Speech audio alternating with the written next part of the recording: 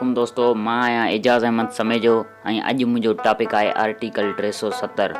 Video शुरू करण खां पहिरीं जेकॾहिं अव्हां असांजो चैनल अञा ताईं सब्सक्राइब नाहे कयो त महिरबानी करे सब्सक्राइब कयो ऐं बेल आइकन खे दबायो त जीअं ईंदड़ हर नई वीडियो तव्हां ताईं कयूं था।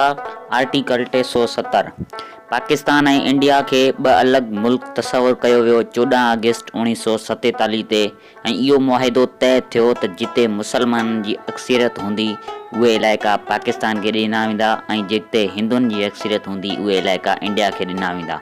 ऐं कश्मीर उहो इलाइक़ो हुयो जिते 95 मुस्लिम आबादी रहंदी हुई, 95%। ऐं हुनजो जेको उन वक़्त जो बादशाह हुयो उहो हुयो महाराजा हरी सिंह। ऐं उन वक़्त महाराजा हरी सिंह इहो फ़ैसिलो कयो त कश्मीर हिकु अलॻि रियासत थींदी जेका न ई पाकिस्तान सां वेंदी ऐं न ई इंडिया सां वेंदी। ऐं इहा ॻाल्हि शायदि पाकिस्तान खे मंज़ूरु कोन हुई। 20 अक्टूबर 1947 ते पाकिस्तान मुजाहिदनि सां मिली करे कश्मीर ते हमिलो कयो ऐं कुझु मुजाहिदनि सां मिली करे कश्मीर ते हमिलो कयो ऐं कुझु पंहिंजे हिसे में वरितो जेको हींअर आज़ादु कश्मीर आहे ऐं पाकिस्तान सां गॾु आहे।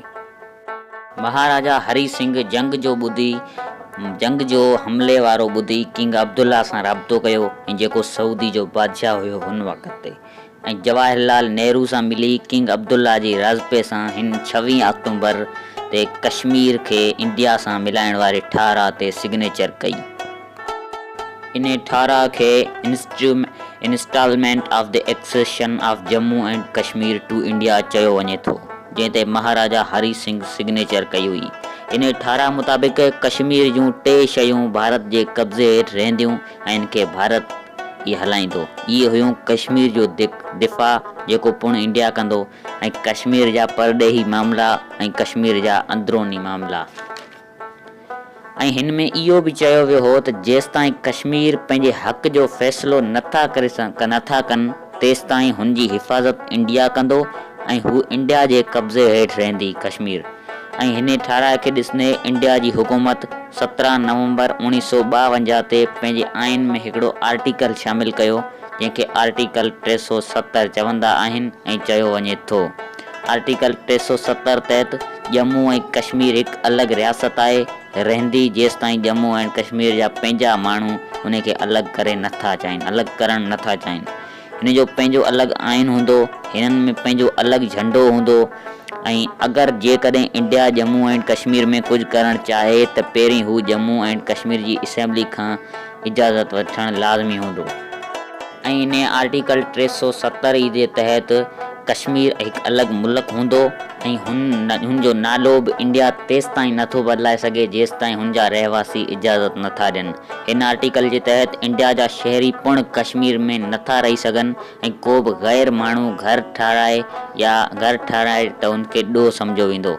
ऐं इन आर्टिकल जे तहत ई इंडिया जो को बि माण्हू पंहिंजो घर हिन कश्मीर में नथो साए सघे ऐं न को लॾे अचे कश्मीर में रही सघे थो जेसिताईं कश्मीर जी असेंबली हुननि खे इजाज़त नथी ॾिए।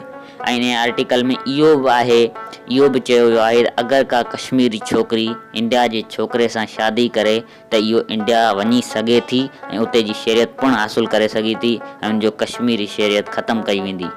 आर्टिकल 35A पिणु ठाहियो वियो हो जंहिं तहत को बि भारतीय शहरी कश्मीर जी शहरियत नथो हासिलु करे सघे, न ई को जॻह या प्रॉपर्टी ख़रीद करे सघे थो कश्मीर में।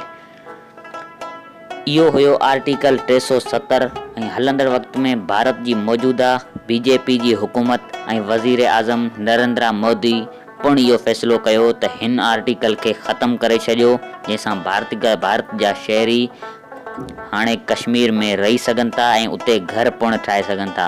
यादि रहे त यूनाइटेड नेशन पिणु इहो वाज़े कयो हो त कश्मीर हिकिड़ो आज़ादु ऐं तकरारी इलाइक़ो आहे जंहिंखे को बि मुल्क पंहिंजो नथो करे सघे। जेसिताईं कश्मीरी पाण फ़ैसिलो नथा कनि त असांखे कंहिंसां गॾु वञिणो आहे तेसिताईं इहो तकरारी इलाइक़ो ई रहंदो। ऐं हाणे जेको भारत जी मौजूदा हुकूमत क़दम खयो आहे इहो कश्मीरनि ऐं अक़वाम मुतहद जे क़ानूननि जे ख़िलाफ़ु सम्झो वञे थो या सॾियो वियो आहे।